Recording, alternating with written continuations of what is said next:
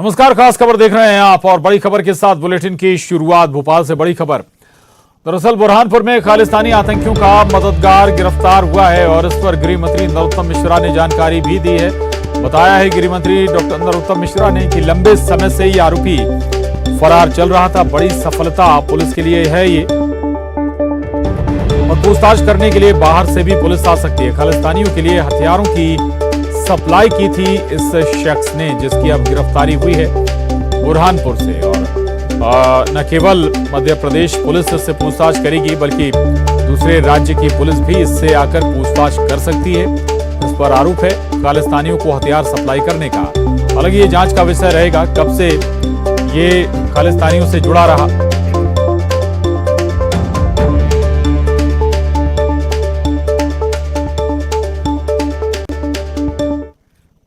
में पुलिस ने हमारी ने एक लंबे समय से फरार जो था आसन सिंह सिकलीकर, जिस पर उस दौर में खालिस्तानियों को हथियार देने का जो आरोप था, उसे गिरफ्तार किया है।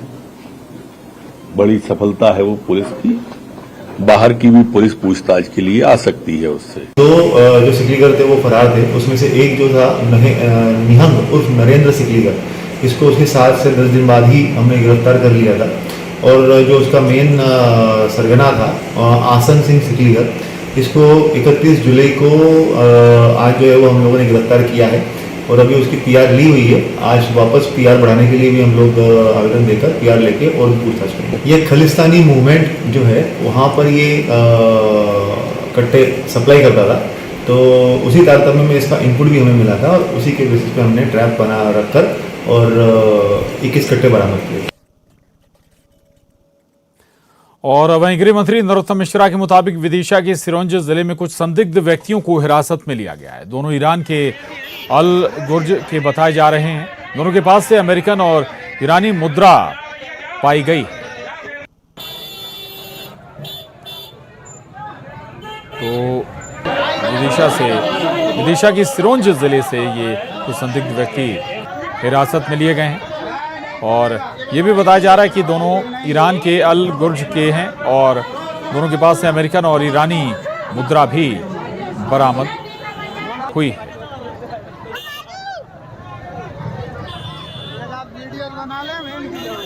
तस्वीरें देख रहे हैं आप, विदिशा के सिरोंज से ये संदिग्ध व्यक्ति हिरासत में लिए गए।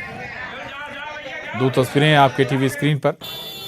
एक तस्वीर विदिशा की, जहां बताया जा रहा है कि सिरोंज से, विदिशा की सिरोंज से संदिग्ध व्यक्ति हिरासत में लिए गए। ये ईरान के बताए जा रहे हैं और ये भी बताया जा रहा है कि इनके पास से अमेरिकन और ईरानी मुद्रा, ईरानी करेंसी और अमेरिकन करेंसी भी इनके पास से मिली है। कैसे ये यहाँ तक पहुँचे, क्या तरीका इन्होंने अपनाया और क्या मकसद था इनका यहाँ आने का, ये ज़रूर जांच का विषय होगा। हालांकि पुलिस इस पर जांच करेगी। दूसरी तस्वीर आपको दिखा दें। दरअसल दूसरी तस्वीर, बुरहानपुर से एक आरोपी गिरफ्तार किया गया। संदिग्ध, इस पर आरोप है कि इसने खालिस्तानियों को हथियार सप्लाई किए। पहले भी सिकलीगरों के जो हथियार उनका सप्लाई का मामला अलग अलग जगहों पर सामने आता रहा है। खालिस्तानियों से भी पहले तार जुड़ते नजर आए हैं, उन्हें हथियार सप्लाई करने के मामले सामने आए हैं। अब ये 2 संदिग्ध मामले, पहला विदिशा के सिरोंज में कुछ संदिग्धों को पकड़ा गया है और ये ईरान के निवासी बताए जा रहे हैं, ईरान के अल गुर्ज के बताए जा रहे हैं और इन दोनों के पास से अमेरिकन और ईरानी करेंसी भी पाई गई है। क्या मकसद था यहाँ आने का इनका और कैसे यहाँ पर पहुंचे, क्या इनके पास पर्याप्त दस्तावेज हैं भारत आने के, यहाँ तक पहुंचने के, और ये मोटिव जानना ज़रूरी होगा इनका यहाँ तक पहुँचने का। और ये भी जानना ज़रूरी होगा कि सारे लीगल तरीकों से यहाँ पर ये पहुँचे। शारिक अख्तर हमारे साथ जुड़े हैं। शारिक, बुरहानपुर का जो मामला सामने आया, खालिस्तानियों से जुड़ती हुई कड़ियां वहां पर नजर आ रही हैं। कुछ और अपडेट अगर आपके पास हो। देखिए, जिस तरीके से हम आपको बता दें, ये जो निरहम सिंह और वो नरेंद्र सिंह और आसन सिंह, ये जनवरी में ये इन्होंने आदिवासियों के द्वारा अवैध कट्टे सप्लाई करने का इनका मामला सामने आया था। इसमें से एक आरोपी जो निरहम सिंह और वो नरेंद्र सिंह को पुलिस ने गिरफ्तार कर ली थी, और ये जो आसन सिंह ना फरार था। लेकिन बुरहानपुर पुलिस को सेंट्रल एजेंसी से ये इनपुट मिले कि ये लोगों के संबंध खालिस्तानी मूवमेंट से, ये खालिस्तानियों को कट्टे सप्लाई करती हैं। इसके बाद बुरहानपुर पुलिस हरकत में आई और खरगोन के भगवानपुरा से आसन सिंह को गिरफ्तार किया। उससे पूछताछ कोर्ट से उन्होंने 7 दिन की रिमांड मांगी थी पूछताछ के लिए, लेकिन कोर्ट ने केवल 1 दिन का ही उन्हें रिमांड दिया। आज पुलिस का कहना है हम और कोर्ट से रिमांड मांगेंगे। एक्चुअली राहुल सिंह ने न्यूज 18 को बताया है कि जो आरोपी है उसने कबूल किया है कि खालिस्तानी लोगों को ये कट्टे सप्लाई करता था। बस इसके क्रॉस वेरिफिकेशन के लिए कोर्ट से ये आज रिमांड मांगेंगे और इसकी पूरी पुष्टि हो जाएगी कि इन्होंने सप्लाई किया। अब सवाल ये हिस्ट्री निकाली जाएगी, ये कब से या सिकलीगढ़ कब से खालिस्तानियों को यहाँ से सप्लाई कर रहे हैं, इसका पूरा लेखा जोखा तैयार किया गया। और हम आपको बता सकते हैं ये बुरहानपुर पुलिस की एक बड़ी सफलता है कि उन्होंने खालिस्तान से मूवमेंट से ताल्लुक रखने वाले इतने बड़े जो आरोपी हैं उनको गिरफ्तार कर। बिल्कुल, वाकई ये पुलिस के लिए बड़ी सफलता है। इससे बहुत सारे मामले हो सकता है और साफ हो जाएं। बहुत शुक्रिया शारिक जानकारी के लिए। आगे बढ़ेंगे और अब अगली खबर भोपाल से है। निकाय चुनाव की जंग, जहां अध्यक्ष पद के लिए घेराबंदी शुरू हो गई। इमरती देवी डबरा के 15 पार्षदों को लेकर दिल्ली पहुंची हैं। केंद्रीय मंत्री ज्योतिरादित्य सिंधिया से उन्होंने मुलाकात की है। ग्वालियर नगर निगम की पार्षदों को लेकर जिला अध्यक्ष भी दिल्ली रवाना हुए हैं। ये बड़ी खबर है भोपाल से। निकाय चुनाव के मद्देनजर अध्यक्ष पद के लिए घेराबंदी शुरू हुई है और इमरती देवी डबरा के 15 पार्षदों को लेकर दिल्ली पहुंची हैं और केंद्रीय मंत्री ज्योतिरादित्य सिंधिया से भी इमरती देवी ने मुलाकात की है। ग्वालियर से बड़ी खबर है। सभापति को लेकर संग्राम शुरू हो गया है। कांग्रेस के दावे से बीजेपी में घबराहट है। पार्षदों की बाड़ेबंदी भी शुरू हो गई है। बीजेपी पार्षदों को बस से दिल्ली ले जाया जा रहा है। जिला अध्यक्ष कमल मखीजानी की अगुवाई में दिल्ली रवाना हो रहे हैं ये सभी पार्षद। मेयर पद हारने के बाद बीजेपी सभापति पद गंवाना नहीं चाहती है। 66 पार्षदों की ग्वालियर नगर निगम में बीजेपी के 34 पार्षद हैं और कांग्रेस सहित अन्य की संख्या 32 है। 5 अगस्त को सभापति का चुनाव होना है। आपको बता दें कि कांग्रेस की महापौर डॉक्टर शोभा सिकरवार ने अपनी पार्टी का सभापति बनाने का दावा किया है। यही वजह है कि सभापति चुनाव से पहले बीजेपी अपने पार्षदों को टूटने से बचाने के लिए दिल्ली शिफ्ट कर रही है। ये सभी पार्षद दिल्ली से 5 अगस्त को सभापति चुनाव के लिए ग्वालियर लौटेंगे।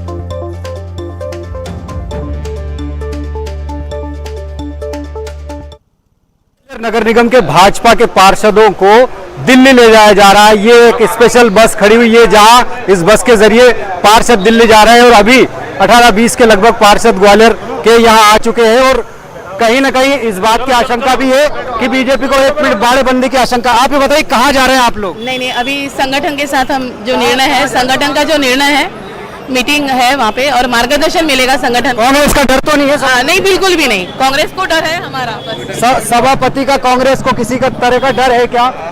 जिला अध्यक्ष भी हमारे साथ है, इनसे बात करेंगे।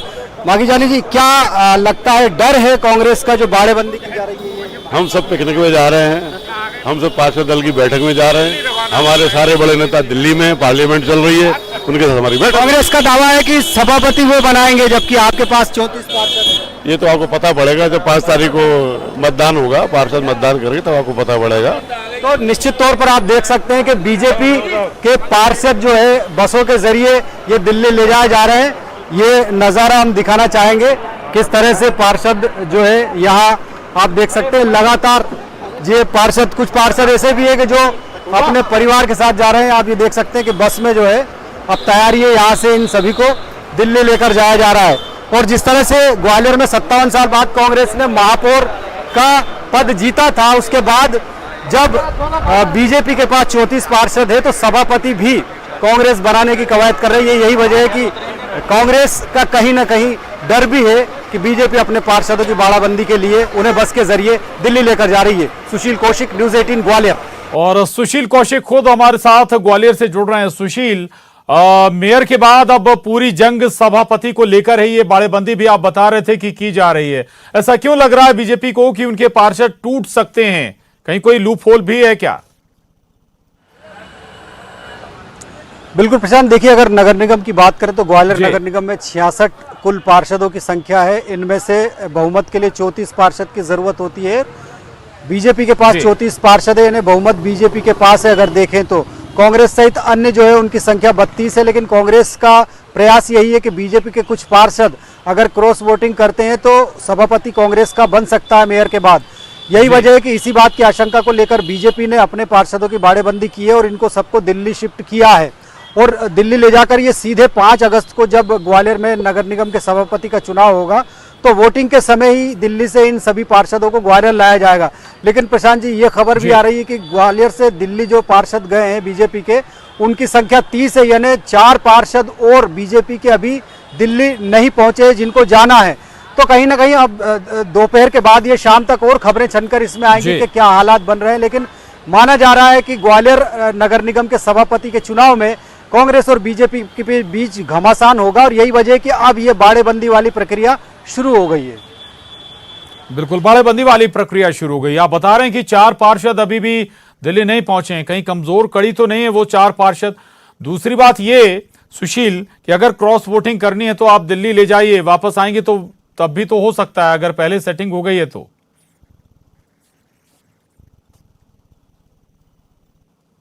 बीजेपी के उनका ये कहना है कि 34 में से 30 पार्षद दिल्ली के लिए रवाना हुए और 4 पार्षद कौन से हैं अभी ये खबरें सामने नहीं आई कि 4 पार्षद कहाँ हैं, आखिरकार वो क्या कारों के जरिए दिल्ली जा रहे हैं या फिर और कोई बात है। तो निश्चित तौर पर ये सब बाद में सामने आएगा। और आशंका की बात है तो यकीनन बीजेपी के पास बहुमत का आंकड़ा 34 है, लेकिन बीजेपी नहीं चाहती है कि उनके पार्षद ग्वालियर में रहकर किसी भी तरह से प्रलोभन के चक्कर में पड़े या फिर कांग्रेस के संपर्क में आए। यही वजह है कि सभी जो पार्षद है उन पार्षदों को बीजेपी अपने अंडर कस्टडी में रखना चाहती है और सीधे सभापति के चुनाव के दौरान ही मतदान के लिए लाएगी, ताकि उनका एक मानस इस तरह का बना दिया जाए दिल्ली में बड़े नेताओं के बातचीत और मुलाकात के जरिए कि वो पार्टी के ही हक में वोट करे और क्रॉस वोटिंग की जो है परेशानी वो बीजेपी के साथ खड़ी ना हो। क्योंकि महापौर के बाद अब मेयर सभापति का जो पद है वो चाहती है बीजेपी के सभापति का पद हासिल किया जा सके, क्योंकि कांग्रेस ने महापौर पद जीत लिया तो बीजेपी के लिए अब प्रतिष्ठा की भी बात है और दूसरा एक दबदबे का भी सवाल है कि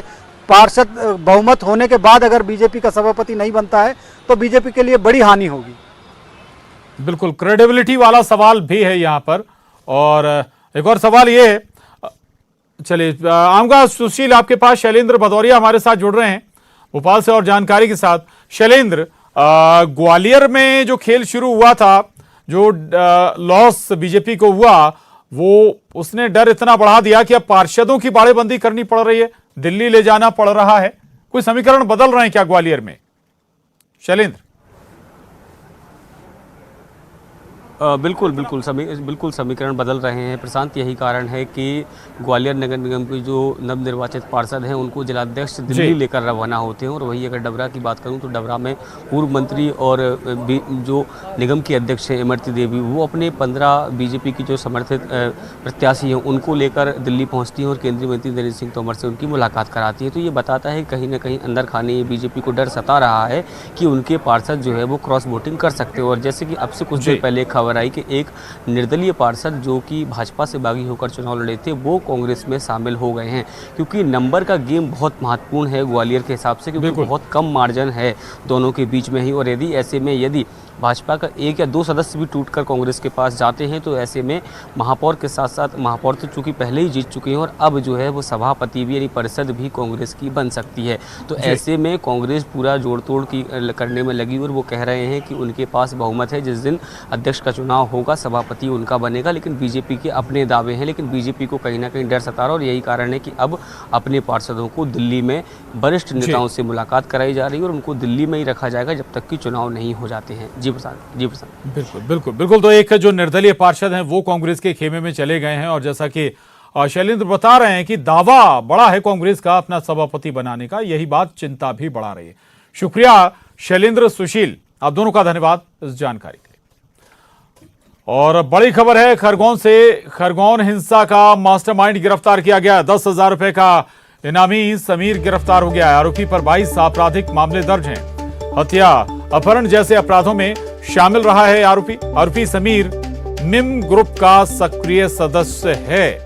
तो ये बड़ी खबर है खरगोन से। खरगोन हिंसा का जो मास्टरमाइंड है वो गिरफ्तार किया गया है। 10,000 रुपए का इस पर इनाम भी रखा गया था। 10,000 रुपए का इनामी समीर गिरफ्तार हो गया है। आरोपी पर 22 आपराधिक मामले दर्ज हैं। हत्या, अपहरण जैसे अपराधों में शामिल रहा है आरोपी समीर मिम ग्रुप का सक्रिय सदस्य है। आशुतोष पुरोहित हमारे साथ जुड़ गए हैं जानकारी के साथ। आशुतोष, क्या भूमिका इस शख्स की थी हिंसा मामले में, और दूसरी बात ये मिम ग्रुप भी बताइएगा जरा दर्शकों को। जी प्रशांत, मैं बताना चाहूंगा खरगोन में जिस प्रकार से रामनवमी का जुलूस निकला था, 10 अप्रैल की घटना थी। उस दौरान आगजनी हिंसा और जो पथराव की घटना हुई थी और जब दंगा भड़का था, उस दौरान पर ये जो समीर झंडा है इसकी भी प्रमुख भूमिका रही थी। पुलिस मास्टरमाइंड मान रही है। तो ये जब 10 अप्रैल से लगातार फरार चल रहे थे। मिम ग्रुप एक चलता है। मिम ग्रुप बताया जाता है कि आपराधिक प्रवृत्ति के लोग हैं। आज समीर अपन देखने जाए तो समीर झंडा है, इसकी उम्र मात्र 24 वर्ष है और 22 अपराध इस पे विभिन्न थानों में दर्ज है। और ये बड़ी बात है। और 24 साल की उम्र, 22 अपराध, और उसमें हत्या, अपहरण जैसे विभिन्न बड़े अपराध दर्ज है। तो उसको लेकर पुलिस ने इसको पकड़ा है। नवग्रह तिराहे से ये रात को 2 बजे इसको पकड़ा है। तो लगातार ये तीसरे दिन में तीसरी बड़ी कार्रवाई पुलिस ने की। लगातार ये 3 आरोपी लगातार फरार चल रहे थे और पुलिस ने इन पे 10,000 रुपए का इनाम भी था। और ये समीर झंडा जो है इस पे हाल ही में कुमार पुरुषोत्तम जो कलेक्टर है उन्होंने एनएसी भी किया था। एसपी धर्मवीर सिंह ने हमको अभी मीडिया को बताया कि ये आदतन अपराधी थे और इनकी जो है दंगे में भूमिका थी। इन पे जो समीर झंडा है इस पे 3 मामले आगजनी, बलवा और विस्फोटक अधिनियम के तहत पुलिस ने कार्रवाई की थी। जी प्रशांत। जी ठीक है। आशुतोष, सभी गिरफ्तार हो चुके हैं क्या? चलिए, लेकिन ये बड़ी सफलता है। समीर झंडा जो मास्टरमाइंड है खरगोन हिंसा का, वो गिरफ्तार कर लिया गया है। शुक्रिया आपका, धन्यवाद आपका आशुतोष।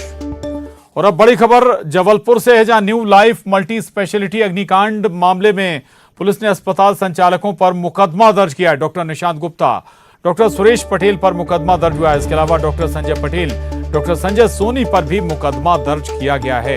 तो ये बड़ी कार्रवाई हुई है न्यू लाइफ मल्टी स्पेशलिटी अग्निकांड मामले में। दरअसल एक अस्पताल में जबरदस्त आग लगी थी, भीषण आग लग गई थी। इसमें 8 लोगों की जलकर मौत हो गई थी, झुलसकर मौत हो गई थी। कई लोग जख्मी भी हुए थे। पुलिस ने अब अस्पताल संचालकों पर मुकदमा दर्ज कर लिया है। डॉक्टर निशांत गुप्ता, डॉक्टर सुरेश पटेल के खिलाफ मुकदमा दर्ज हुआ। इसके अलावा डॉक्टर संजय पटेल, डॉक्टर संजय सोनी पर भी मुकदमा दर्ज हुआ है। तो ये बड़ी खबर है कल हुए हादसे पर। और दरअसल अस्पताल में आग लगी थी, 8 लोगों की जान गई थी। कल लाइफ सिटी हॉस्पिटल में मौत का मंजर था। इस बीच देवलाल कहीं ना कहीं इस हादसे को सहन कर पाए और इस वक्त वो इलाजरत हैं। बहरहाल अभी भी देवलाल को अपनी बेटी का इंतजार है और पल पल उनकी याद में, इंतजार में जो है देवलाल अपना इलाज करा रहे हैं। देवलाल जी, बेशक कल की तस्वीरें हमने देखी थी, आप भी वहां पर प्रत्यक्ष रूप से मौजूद थे। कल क्या कुछ हुआ था हम आपकी जुबान से ही सुनना चाहेंगे। कब अचानक से घटनाक्रम की शुरुआत कहाँ से हुई? बचाना हुआ सर, ऊपर से, वो ऊपर मंजिल से, दूसरा मंजिल से बचाना वहाँ से होगा। आप दूसरी मंजिल में एडमिट थे? आप कहाँ से निकले, नीचे से या ऊपर से, टेरेस से निकले? ऊपर से निकले, ऊपर से लप से इस पार से उस पार। लड़के जब लोग चढ़ गए हैं ऊपर, इसके बाद फिर उनने पार करे। पार करने के बाद फिर सीढ़ी से नीचे करके लाए। कि आपकी हड्डी ऐसा लग रहा है टूटी हुई है, किस तरीके से, किन लोगों ने आपकी मदद की और कितने लोग थे आपके साथ? हमारे संग तो बहुत से रहे सर, वहाँ लड़के लोग, बहुत लड़के रहे हमारे संग में। आपकी बेटी का आपको इंतजार है, आप इंतजार कर रहे हैं। आपके साथ आई थी बेटी आपके? क्या नाम है बेटी का? बेटी को मैं ढूंढ देखा वहाँ, बोले दादा पता लग जाएगा बोले सब कोई। तो मैंने कहा ठीक है, मैं बच्ची को तो ढूंढ गया, तो तुम तो चलो पहले वहाँ हॉस्पिटल। फिर हॉस्पिटल में लाके मेरे को छोड़े, फिर बाद में बच्ची को लाए। तो दादा कहे आपकी बच्ची, मैंने कहा नहीं यहाँ जगह नहीं है तो हम मेडिकल ले जा रहे हैं। तो मेडिकल से पता करिए सर आप। इसलिए कहाँ रहने वाले हैं आप और कब आप अस्पताल में भर्ती हुए थे आप वहाँ पे? जी हम यहाँ के हैं मंडला जिला। कितनी तारीख को एडमिट हुए थे आप वहाँ अस्पताल में? 24 तारीख को भर्ती हुए थे यहाँ। जी फिलहाल आपका उपचार यहाँ पर चल रहा है? 24 तारीख को भर्ती हुए थे। जी जी सर। तो बेशक इनमें से एक रामलाल भी थे जिन्होंने कल इस मौत के मंजर को देखा था। बहरहाल फिलहाल ये सकुशल हैं, बच गए हैं, दूसरे माले पर थे और जैसे तैसे इन्होंने अपनी जान जो है टेरेस से कूद के बचाई थी। जो प्रत्यक्षदर्शी भी हैं इस पूरे घटनाक्रम के बतला रहे हैं कि आखिर किस प्रकार का मौत का मंजर कल उस अस्पताल में इन्होंने देखा था। तो बेशक अग्नि हादसे पर जानकारी लेने के लिए सांसद राकेश सिंह जो है वो मौके पर पहुंच चुके हैं। देख सकते हैं यहाँ पे बकायदा वो अधिकारियों के साथ यहाँ पर निरीक्षण जो है कर रहे हैं और कल का जो हादसा हुआ था उन तमाम पहलुओं की जो जानकारी है वो भी यहाँ पर सांसद राकेश सिंह द्वारा ली जा रही है। कल का जो हादसा हुआ था 8 जिंदगियां जो है वो मौत के गाल में समा गई थी और सांसद जी चूंकि दिल्ली में थे लेकिन वो बेशक यहाँ पर आए और आज इस अस्पताल का निरीक्षण करने वो यहाँ पर आए हुए हैं। तमाम जानकारियां वो ले रहे हैं। सर बेशक कल एक ऐसा हादसा हुआ जिसने झकझोर डाला, 8 जिंदगियां जो हैं वो मौत के काल में समा गई, क्या कहेंगे सर? ये बहुत दुखद है और बहुत दर्दनाक है। जिस तरह से ये हादसा हुआ है उसके कारण से मुझे ऐसा लगता है कि अब एक बार नए सिरे से इस बात की विचार करने की आवश्यकता है कि जितने भी हॉस्पिटल इस तरह से हैं उन सबका परीक्षण हो, जांच हो और इस बात को सुनिश्चित किया जाए कि कहीं पर भी इस तरह की स्थिति का निर्माण ना हो, क्योंकि एक तरह से इस हादसे ने जहां दर्द दिया है वहीं उसके साथ साथ सोचने पर मजबूर भी किया है कि इस तरह के हादसों की पुनरावृत्ति नहीं होना चाहिए। सर बेशक ये खबरें भी सामने आ गई कि करीब 16 अस्पताल के एनओसी समाप्त हैं, 32 अस्पतालों को नोटिस जारी किए थे। अब वक्त आ गया इन्हें सीधे बंद किया जाए क्योंकि अमूमन ऐसे हादसे दावत देते। स्वाभाविक है कि उस पर जो आवश्यक कार्यवाही वो निश्चित रूप से होना चाहिए और जो नियम में आता है, नियम में बंद करना आता है तो बंद ही करना चाहिए। लेकिन जो भी आवश्यक है कदम, वो कदम अब उठाए जाएंगे। माननीय मुख्यमंत्री जी का भी बड़ा स्पष्ट निर्देश है, कड़ा निर्देश है और उसके साथ साथ अब समय की आवश्यकता भी है। कोरोना के समय पर जब अस्पतालों की आवश्यकता थी तब बड़ी संख्या में अस्पताल खुले और तब सबको लगता था कि अस्पताल खुलना भी चाहिए, लेकिन बाद में ये जो घटना घटी है इस घटना ने इस पर सोचने पे मजबूर किया है कि अब नए सिरे से आवश्यकता है व्यवस्थाओं पर विचार करने की। व्यवस्थाओं पर विचार करने की आवश्यकता है और कहीं ना कहीं अब उन तमाम मापदंडों को भी ध्यान में रखा जाना चाहिए, ऐसा कहना है सांसद राकेश सिंह जी का। और आवश्यक पड़े तो अगर ऐसे अस्पतालों को बंद करने की आवश्यकता हो तो बेशक उन्हें बंद भी किया जाना चाहिए, क्योंकि कहीं ना कहीं कल के हादसे ने हर किसी को झकझोर दिया और ऐसे घटनाओं की पुनरावृत्ति ना हो ये कोशिश होनी चाहिए। कैमरा पर्सन मिश्रा के साथ प्रतीक अवस्थी, न्यूज़ 18 जबलपुर। और उसके साथ ही बुलेटिन में बस इतना ही। खबरों का सिलसिला जारी है।